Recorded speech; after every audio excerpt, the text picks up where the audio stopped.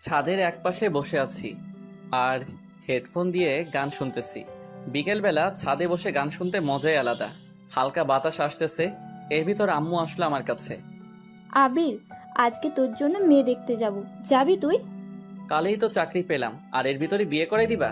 এত তাড়াতাড়ি আমি বিয়ে করতে পারবো না। আমি একা একা বাড়ির কাজ সামলাতে পারি না, আর আমার বাড়িতে একা একা থাকতে ভালো লাগে না। আমি বিয়ে করব না। আমি যেটা বলছি সেটাই যেন হয়, তা না হলে আমি বাড়ি থেকে নেমে যাব কিন্তু। আম্মু, তুমি আমাকে বিয়ে করার জন্য এমন উঠে পড়ে লেগেছো কেন? আমি আমার কথা বলে দিয়েছি, আমার আর কিচ্ছু বলার নেই। এটা বলে আম্মু ছাদ থেকে চলে গেল। আমি আম্মুর দিকে হা করে তাকিয়ে আছি। ধুর, কেন যে চাকরি পেলাম। চাকরি না পেলে মনে হয় বিয়ে করাই লাগতো না। সন্ধ্যার সময় আম্মুর সাথে মেয়ে দেখতে গেলাম, তারপরে তাদের সালাম দিলাম। আম্মুকে দেখে মেয়ের মা জড়িয়ে ধরলো। আমি তো দেখে অবাক। আম্মু, তুমি কি তাকে চিনো? চিনি না মানে? ও হলো আমার বান্ধবী, আর ওর মেয়ের সাথেই তোকে বিয়ে দিতে চাই। আচ্ছা, মেয়েকে একটু আনতে বলো। কিছুক্ষণ পরে মেয়েকে আমাদের সামনে নিয়ে আসলো। মেয়েটিকে দেখে আবুল হয়ে গিয়েছি। এ তো আমাদের কলেজের সিনিয়র আপু ছিল, আর আমাকে কত চর মেরেছে। একদিন আব্বুর হাতে মারও খাওয়াইছে। সেদিন আব্বুর হাতে মার খাওয়ার কারণে আমার পিঠে এখনো দাগ রয়ে গিয়েছে। আমি মেয়েটির দিকে তাকিয়ে রয়েছি। এর ভিতরে আম্মু বলল, মেয়েকে তোর কি পছন্দ হয়েছে? না, হয়নি। আম্মু, আমি এই মেয়েকে বিয়ে করতে পারবো না। বলো কি? আর কত সুন্দর মেয়ে! সুন্দর হলেই কি তার মনটা একটু পরিষ্কার না? আন্টি, আমি তার সাথে কথা বলতে চাই। আমি আপনার সাথে কোনো কথা বলতে চাই না। আমার রুমে চলেন, আপনার সাথে কথা ছিল। আমি যাব না। ওকে, আমি এখন বাড়িতে যাব। এটা বলা মাত্রই লিজা আমার হাত ধরে টেনে ওর রুমে নিয়ে আসে। তারপরে ওর খাটের উপরে ফেলে দিল। লিজা আপু, এটা কোন ধরনের বেয়াদবি? চুপ কর। আর তুই আমাকে বিয়ে করবি না কেন? আপনার মনে নেই পুরনো দিনের কথা? আমাকে আপনি কত চর মেরেছেন, সেটা কি আপনার মনে নেই? আর একদিন আপনি আমাকে আব্বুর হাতে মাইরও খাওয়াইছেন। আব্বুর হাতে মাইর খেয়ে আমার বাড়ি ছাড়তে হয়েছে, সেটা কি আপনার মনে নেই? হুম, মনে আছে। সরি আবির, আমি তোকে এখন ভালোবেসে ফেলেছি। আপনার ভালোবাসা আমার এখন আর প্রয়োজন নেই। সরি বললাম তো। আর তুই যখন ঢাকা চলে গিয়েছস, তখন আমি তোকে অনেক ভালোবেসে ফেলেছি। মিথ্যা ভালোবাসার আমার দরকার নেই। এখন ভালো করে বল, তুই আমাকে বিয়ে করবি কি না? সরি, আমি আপনাকে বিয়ে করতে পারবো না।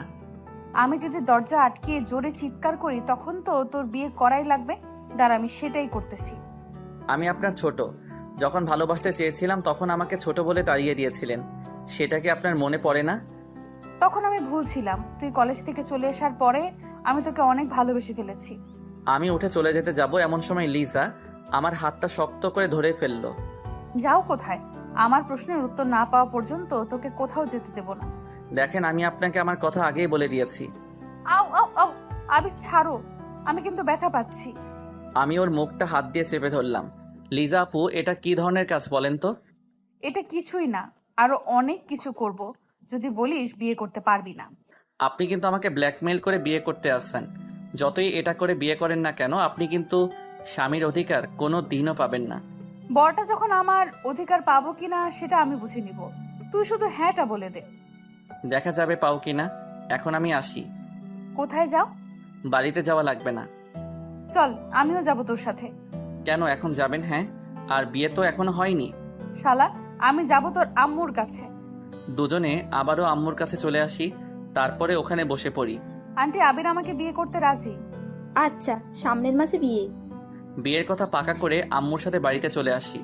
আসার সময় আম্মুকে বললাম, আম্মু, লিজার বাড়ি তো অনেক দূরে ছিল, তো এখানে আসলে কবে? কেন? তুই কি ওকে আগে থাকতে চিনতিস নাকি? হুম, আমাদের কলেজের সামনে আগে ওদের বাড়ি ছিল।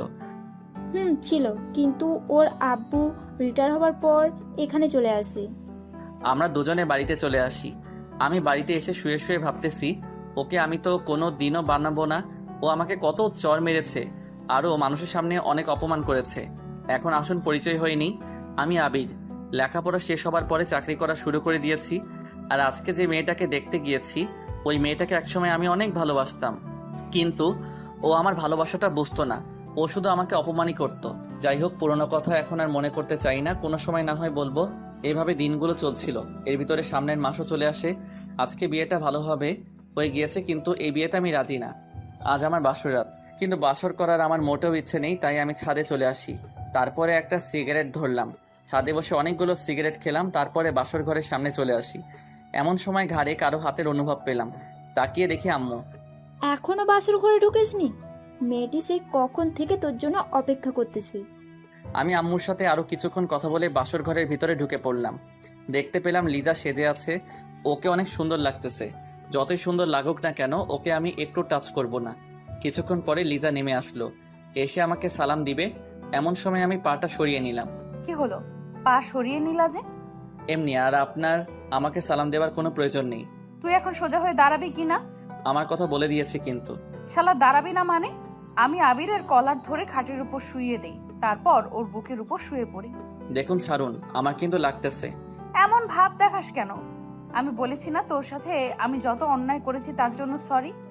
সব যদি সরিতে কাজ হয়ে যেত তাহলে মানুষ মানুষকে খুন করে সরি বললেই হয়ে যেত। ভালোই তো কথা শিখছস। এমন সময় আবির গায়ের থেকে সিগারেটের গন্ধ পেলাম। ওয়াক থু, এই তুই সিগারেট খাইছস? হ্যাঁ খাইছি, তাতে আপনার কি? খাইছো যখন এখন দেখো আমি কি করি। কেন, কি করবেন? তোর ঠোঁট বেলের দিয়ে কুচি কুচি করে কাটবো। বললেই হলো নাকি? আমি ওকে আরো জোরে চেপে ধরলাম। তুই তো ভালো করে জানোস আমি কি জিনিস। সেটা আমাকে জানার কোনো প্রয়োজন নেই। এখন আপনি আমাকে ছাড়ুন, আমি সোফায় ঘুমাতে